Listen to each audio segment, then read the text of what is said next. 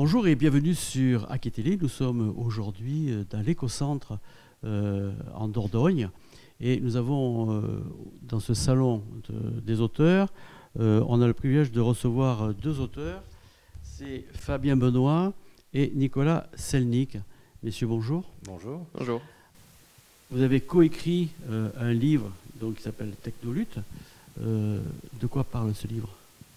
Ben, écoutez, c'est une enquête sur celles et ceux qui essaient de résister au numérique, à l'invasion en fait, progressive de leur vie par le numérique, dans leur vie professionnelle, dans leur vie privée, et qui voient là à différents endroits de la société, ça peut être dans l'éducation nationale, ça peut être dans l'agriculture, dans les services publics, essayent de résister, ou en tout cas produisent aussi des discours critiques sur le numérique et le poids que le numérique occupe dans leur vie.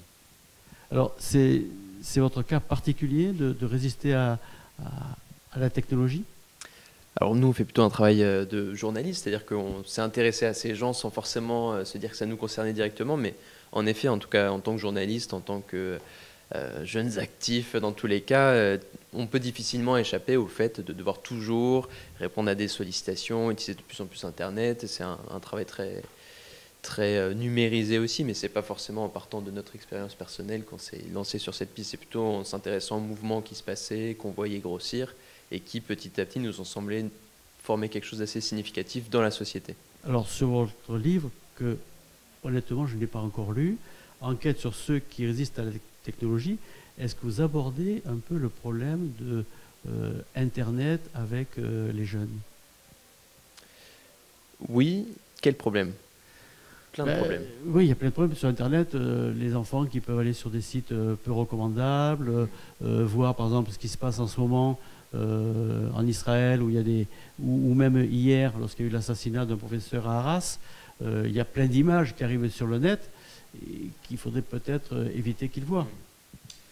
Alors, l'approche qu'on essaie un petit peu d'avoir, c'est justement de dire, bon, ça c'est disons l'approche assez instinctive de dire bon ok on voit les gens sur leur téléphone dans le métro, on voit les jeunes qui vont sur des sites pornographiques sur internet et nous ce qu'on essaie d'interroger en général c'est plutôt de dire qu'est-ce qui fait que il y a ça et pas autre chose qui est proposé, parce que en fait on pourrait tout à fait avoir des téléphones potentiellement dans un monde théorique, justement on montre que c'est pas forcément possible, qui servent à téléphoner, qui servent à téléphoner et à aller lire des articles de l'encyclopédie universelle, mais au final on ne fait pas ça et tout ce qu'on essaie de montrer c'est pourquoi concrètement il y a tout ce que certains appellent des dérives et que nous on voit plutôt comme un élément inéluctable de ces outils. La réponse c'est quoi ? C'est plutôt pour compléter ce que dit Nicolas en fait, c'est-à-dire qu'on interroge le numérique et le numérique c'est pas simplement un outil en fait qu'on nous met entre les mains et dont on fait ce qu'on veut en fait.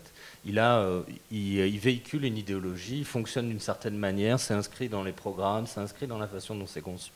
Et évidemment une des mécaniques dont on parle, même si c'est pas le cœur du livre, mais ça en fait partie, c'est qu'on est pris dans un système d'économie de l'attention, évidemment. Donc en fait, les contenus qui vont retenir notre attention, c'est les plus subversifs, c'est ceux qui vont aller chercher nos émotions les plus primaires, si on veut dire, la colère, la peur, la révolte, que sais-je. Évidemment, dans cette écologie-là, quand on montre des images de guerre, d'agression, quand on est dans le clash, on fidélise les gens en ligne. On les fait rester plus longtemps en ligne, ils produisent plus de données, de la donnée qui sert à générer des profits. Donc évidemment, ça fait partie des choses dont on parle, et ça fait partie aussi des choses dont de plus en plus de personnes, en tout cas c'est notre point de vue qu'on soutient dans le livre, sont conscientes. C'est-à-dire qu'en fait, le numérique et cette masse d'informations à disposition en permanence, elle n'a pas tendance à renforcer le lien social, à rapprocher les gens, mais plutôt en fait à les opposer, à les rendre aussi accros au numérique. Donc on n'a pas traité spécifiquement la question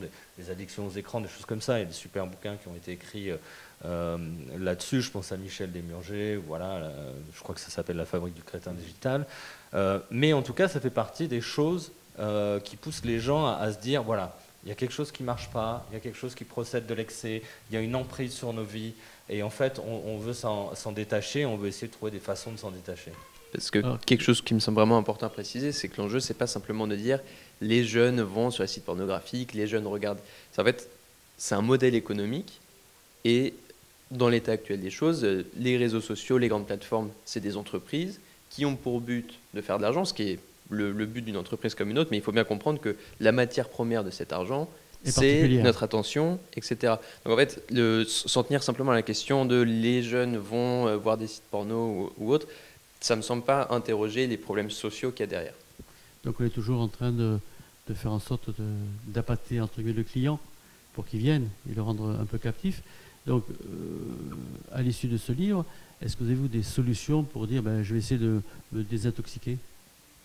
Non, parce qu'on est, en fait, on n'est pas sur une ligne, comment dire, de désintoxication. Il y a aussi des gens qui en parlent, hein, c'est-à-dire faire un usage plus modéré, plus conscient de l'outil. En fait, nous, ce qu'on dit, et Nicolas peut me compléter si on n'est pas exactement raccord, mais c'est qu'en fait, l'outil, il a une idéologie. Et en fait, on ne la change pas. C'est-à-dire que l'idée du smartphone, l'idée du numérique omniprésent, partout, ubiquitaire, c'est de faire de nos vies en fait une matière première, une matière à profit, quoi.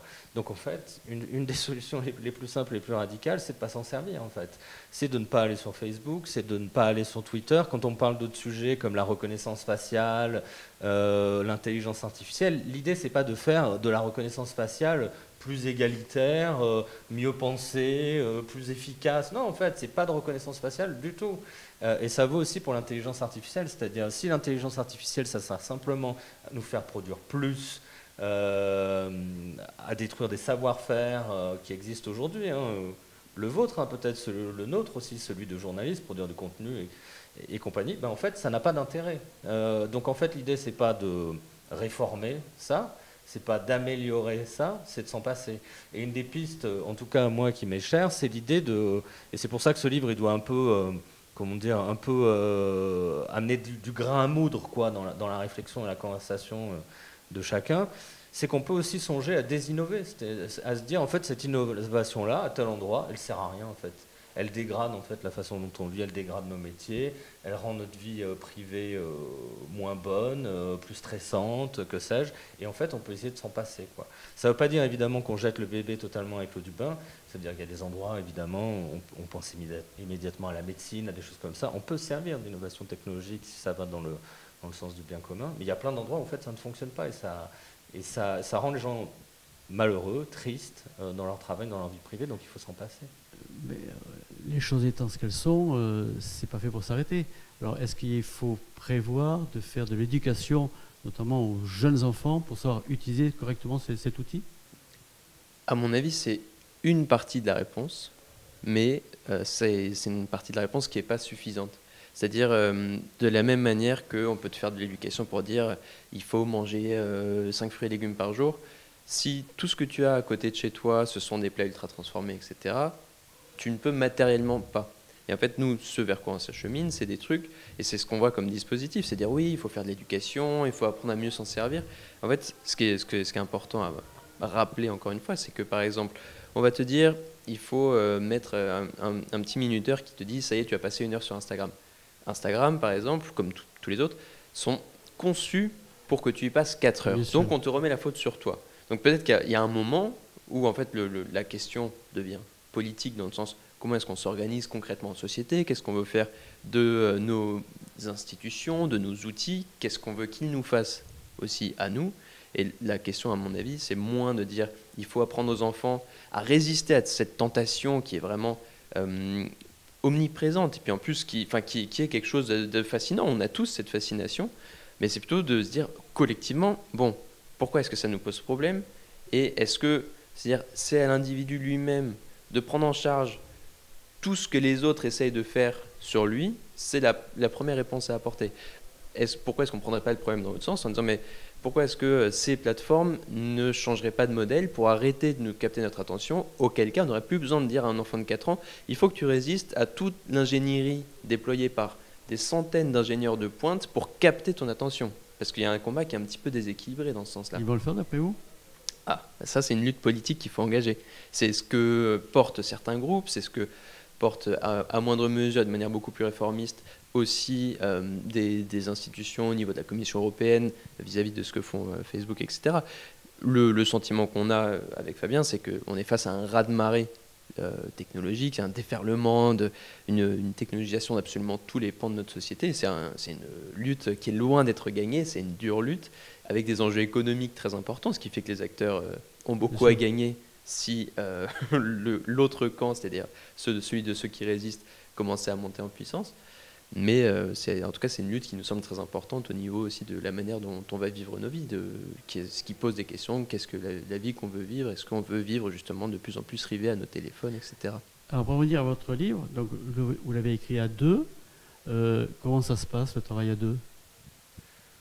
Bon, ça se passe déjà bien, et en fait c'est plutôt intéressant, parce qu'en fait c'est plutôt une force de travailler à deux, puisqu'on échange des idées et qu'on se challenge en quelque sorte l'un l'autre pour justement dire bah tiens je pense ça, est-ce que ça vaut le coup, tiens ok d'accord, on réfléchit ensemble, et après de manière plus concrète en fait, c'est-à-dire après on se répartit des portions du livre à écrire. C'est-à-dire comment vous faites le choix par thème, par chapitre? Par affinité, il y a des choses sur lesquelles on a envie de s'exprimer, il y a des sujets sur lesquels on a plus de contact que l'autre, ou qu'on a déjà en partie enquêté.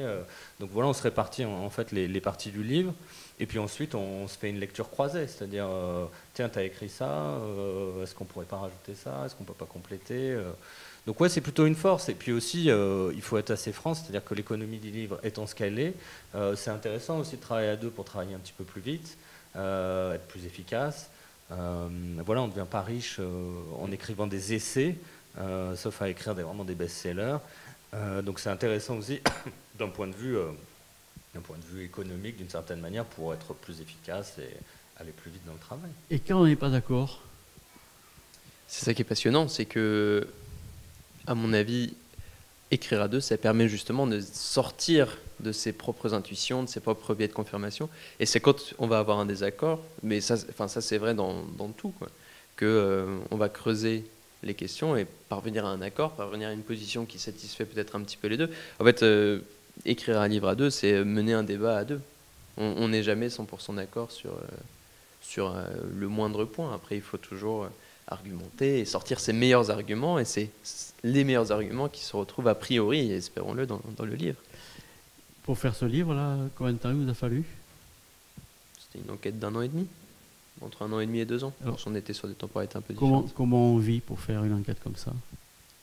Matériellement? Bah oui.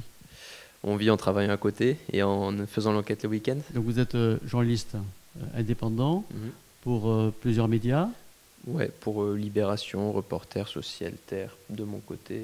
Toi, oui, c'est ça, on écrit en fait, on vit en écrivant des articles, c'est le cas de Nicolas, c'est mon cas aussi. Je fais des films documentaires aussi, donc en fait on est sur plusieurs fronts à la fois. Évidemment, on ne vit pas d'un livre, c'est sauf très à être fatigant. entier, c'est une option, hein, mais en tout cas on jongle avec plusieurs... Vous le serez avec ce livre? Comment? Vous serez Sans doute pas, mais je le souhaite. Après un passage sur Aki TV, à mon avis, les ventes vont grimper en flèche. Donc voilà. C'est tout le mal que je vous souhaite. Messieurs, Fabien et Nicolas, merci. Donc je rappelle votre livre Techno Lutte, enquête sur ceux qui résistent à la technologie. C'est au Seuil et sur Reporter. Comment on peut l'accueillir, ce livre? En librairie, par Internet? En librairie, pas sur Amazon. Merci beaucoup. Merci à vous. Merci. À très bientôt sur Aki TV.